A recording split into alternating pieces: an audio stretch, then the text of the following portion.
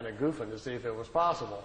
And they says, well, yeah, it's possible if you would like to do that. So the pictures, there's 4 or 5 pictures on here of dinosaurs and of a prehistoric Earth. Like I tell everybody, I can't tell you if they're real or not. They're just interesting to kind of look at. He says he went back in time to a prehistoric planet, that he actually got out of the ship and saw prehistoric creatures. He got back in the ship with his camera and took some pictures of them. So those should be on here too if I've got the tape anywhere close to the right place. And then I brought with me, which I haven't shown in quite a while, just for you to see. It's a few minutes of the crafts flying in and zipping around a little bit. There's several different segments, and we can look a little bit at that. And then I want to go over some of the mind and spirit things. Okay. Last time I was up here, we talked about doing like a workshop on the weekends for people who are interested in more of the spiritual stuff. And we're thinking about doing one this Saturday, but that's not working out. So I'm going to go over a little bit tonight about what we do at the workshops, and I'll give you a taste of what we'll do.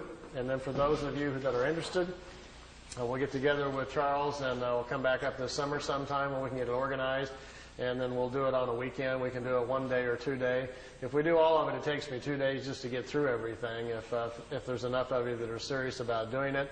I have my own copper pyramid that Billy made for me that we use in groups, and I'll teach you some meditations, and I'll teach you some of the mind things, different areas of your mind, how to use the symbols and find them. So it's kind of fun stuff if you're interested in following that kind of path, as well as we'll go over some things about the universe and how our cycles, our incarnation, how the rings are formed, and we'll have some fun with that and try some things.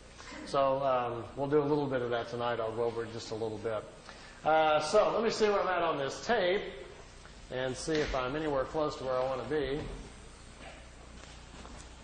Oh yes, here's Venus. His first flight around our solar system. Here's a picture of Mars. By the way, this is not a professional tape. As you can see, these pictures are in a picture album, and I've just got my camcorder out, and Wendell and I are flipping through the pictures. So this is not a produced tape for you to look at. So it'll probably never be on the market, but at least you get a chance to see some of these pictures.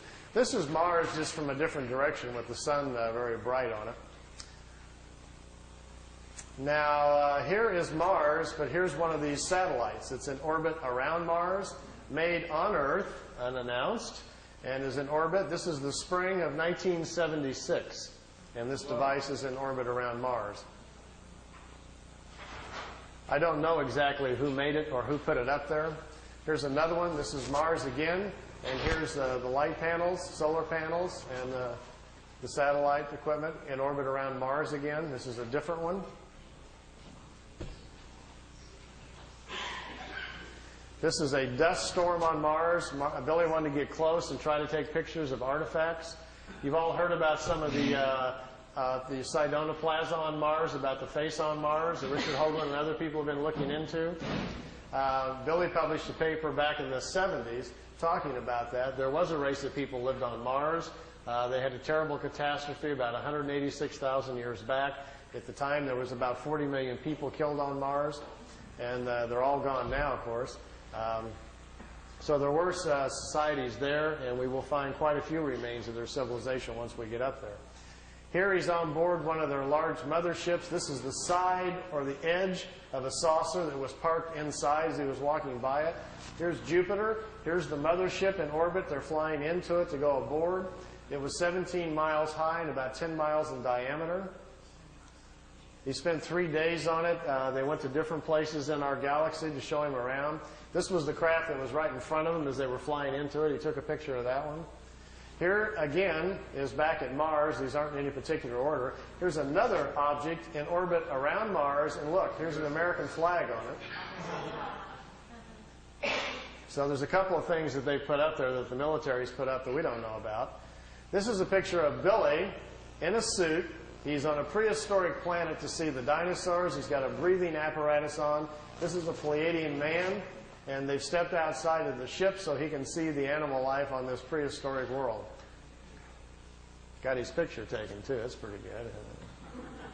This jumps back here to, remember the Apollo-Soyuz hookup, us and the Russians back in '76?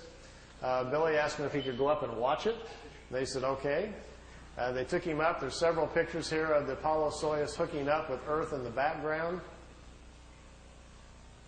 Some of the wildest pictures he's got. I mean, just look at the vantage point. The planet's in the background. How else would you get this picture unless you were up there at that particular vantage point? Not a lot of people have that in their photo albums, you know.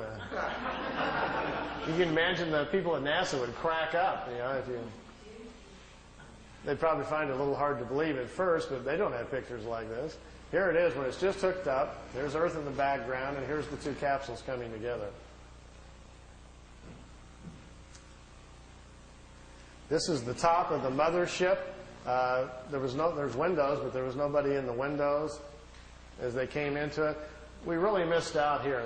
Billy shot, he said, 3 or 4 rolls of film inside the mothership, talking to people and going up and down the halls and so forth. He lost all of the pictures. They were all stolen from him. We've only got 2 or 3 of them left, and they're really practically nothing. This is a prehistoric Earth. They're back in time. That's Earth in the background. That's a moon in front of Earth, and he's looking over the surface of another moon. At that point, they told him there were 2 moons in orbit around planet Earth. We think we're about 60 million years back. Here's another picture over the surface. Neither one of those moons is currently the moon that's in orbit now. The moon that's in our orbit now, they say, has only been there around 5 million years. Look at this one. This is another piece of equipment in orbit around Mars, and it's huge. It's like a space station. And it's in orbit around the planet. It's also from Earth. We haven't heard anything about that, have we? Here's the dinosaur pictures. Billy's back inside the ship, and there's a viewing screen in the craft, and he says he's taking these pictures. Here's our first dino. He's got kind of gold-brown skin, got large hind legs, short forelegs, and a head that looks kind of amphibian, like a vegetarian type. Here's the second one. There's a bird here apparently dropping some food or something. Is that Charles? Charles dropped his food. This one's pretty hard to see. Here's the head of some sort of creature crashing through some bushes here. It's hard to tell. I know it's probably hard to see these anyway from back there, but just the idea that someone could actually go back in time just really gets my brain going. There's a bird. There's his eyes, some pretty nasty-looking teeth. And the last picture after this one is the strangest of all. It's a plant that has an insect head. Billy calls it a plantum.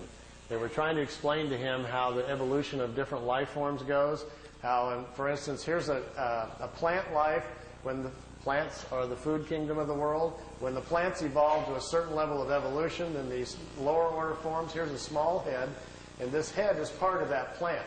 There's these 2 little eyes. It's an insect, the beginning of insect life on the planet when the food kingdom has evolved high enough. There are 7 different stages, they say, of spiritual energies or creational energies on a planet that create the many different kinds of life forms. There's a transition from one kind to the next. Ours is the 7th or the last one. We have to wait until the animal kingdom has raised the evolution of the body material